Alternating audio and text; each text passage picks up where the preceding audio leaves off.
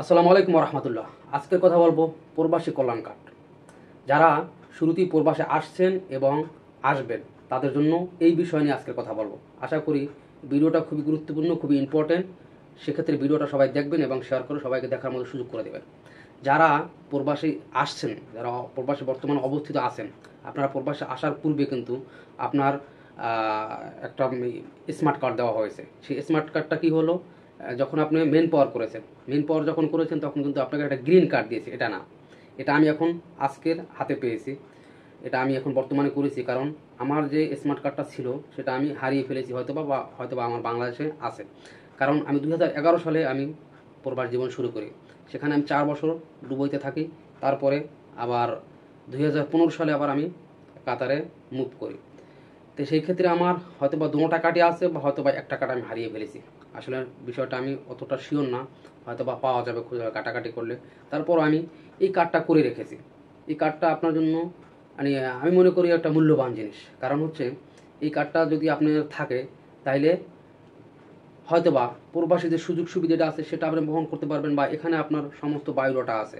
আপনি কোনো অফিস আদালতে কোনো কাজের জন্য যাবেন, সেক্ষেত্রেও মনে করেন গিয়া আপনার বায়োডাটা খুঁজতে হবে না। এই বায়োডাটা এখানে একটা দেখেন,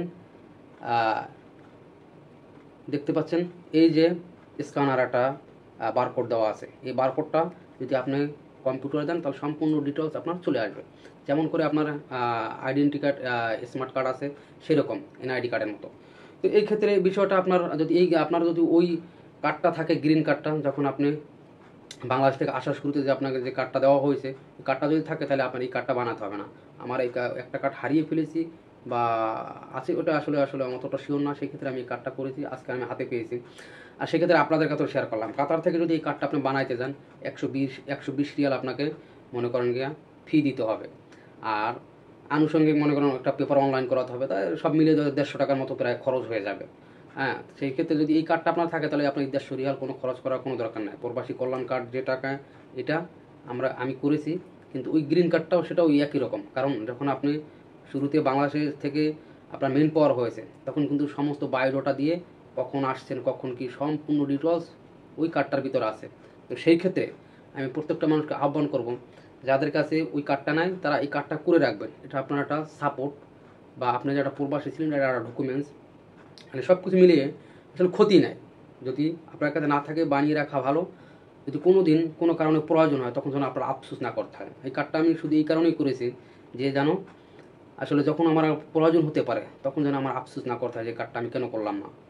তো এই ক্ষেত্রে আমি প্রত্যেকটা মানুষকে আহ্বান জানাবো যে যাদের কাছে এই কার্ডটা আছে, গ্রিন কার্ডটা, যেটা আপনি আসার শুরুতেই বাংলাদেশ থেকে আপনাকে দেওয়া হয়েছে, আসলে জানেন না ওই কার্ডটা, অনেকেই জানেন না ওই কার্ডটার ভিতরে কী আছে বা কতটা গুরুত্বপূর্ণ। সেক্ষেত্রে আপনি আসার পরে ওই কার্ডটা হয়তো ফেলে দেন, ফেলে না দিয়ে আপনি মানি ব্যাগ একটা চিপায় রেখে দেন বা আপনার পাসপোর্টের সাথে রেখে দেন। আপনার একটা হেল্পফুল হতে পারে। আর যদি কেউ হারিয়ে ফেলেন বা ফেলে দিয়েছেন, যে কোনোভাবে এটাকে আপনার লস্ট করেছেন, সেক্ষেত্রে আপনি আবার এটা চাইলে আপনি বাংলাদেশ দূতাবাস থেকে আপনি এই কার্ডটা বানাতে পারেন, যেটাকে এখন বলা হয় প্রবাসী কল্যাণ কার্ড।